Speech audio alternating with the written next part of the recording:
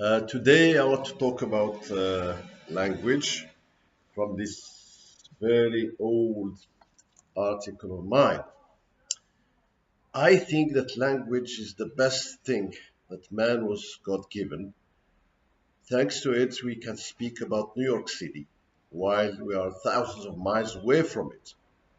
You can write about Hannibal, who lived many centuries ago. Imagine, without language, how could you talk about the Himalayas or the Atlas Mountains? You would have to bring them here, or at least go to them. But thanks to language, the distances, both in time and space, are magically shortened, and the mass is extremely lightened.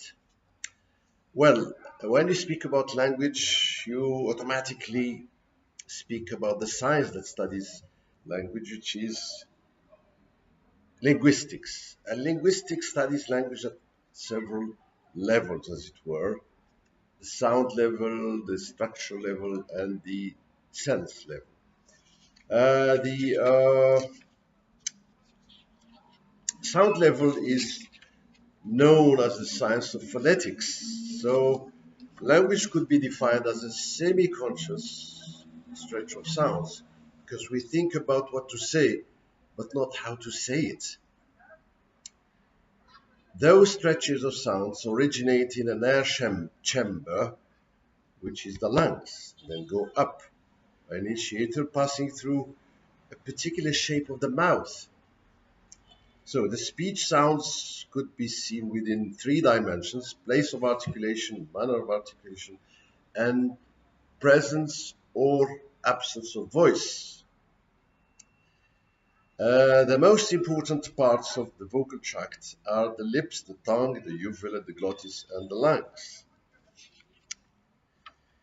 Now, the speech sounds, of course, vary from one language to another. Let me just give you a peculiar set of vowels, which are the nasal vowels of French, as you may find in the beautiful sentence un bon pain blanc.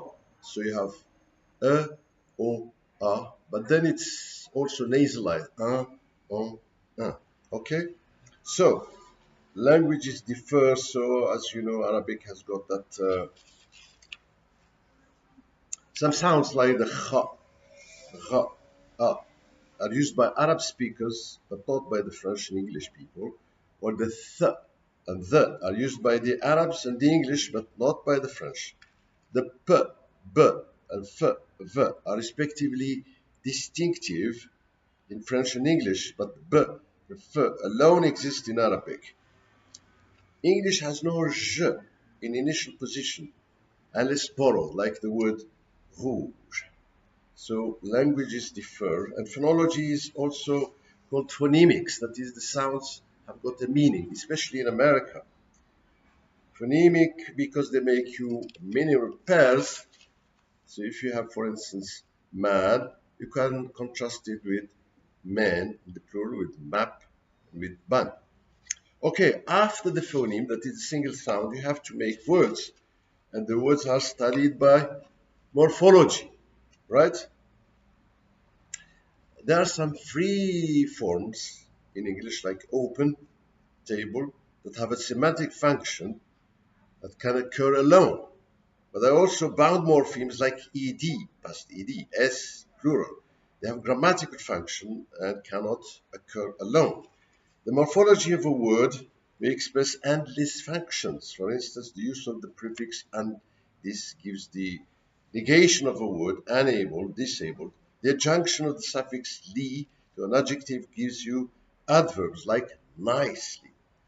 Well, after morphology, just one word cannot give you an idea. In fact, an idea has to be expressed by a sentence.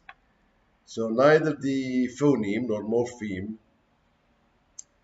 are enough for the study of the structure of language. So the linguist must show the recurrent elements and recurrent patterns, both categorical side, like NP, VP determine, and functional side, like subject, verb, object. Okay, each sentence is meaningful when it is placed in its right context. And again, the word order is essential, at least in English and French, because in Arabic you can alternate. وَإِذِ ابْتَلَى إِبْرَاهِيمَ رَبُّهُ. Right? After these structural things, where you study, for instance, the syntactic relations, which are order, sorry, co-occurrence, that is words that can come across. You can say, I bought a car, but you cannot say, I bought friendship. Can you buy friendship? Well, after phonology and syntax, you have semantics. So language is actually a mere system of symbols, semiotics, used to convey meaning. It's a system of arbitrary signifiers, if you put it in Ferdinand de Saussure's terminology, to signify it. Right. There is no clear-cut relationship between form and meaning, nor a staunch relationship between language and logic. For instance, if you say in French, si jamais tu le trouves, it doesn't mean never, it means when you will meet the person, right? And polemic often rises about the meaning of words like popular, democratic, etc. Civilization, what is good and what is bad. But to assert that this is bad and this is good is, as African Babs Fafunwa put it, is simply to play God.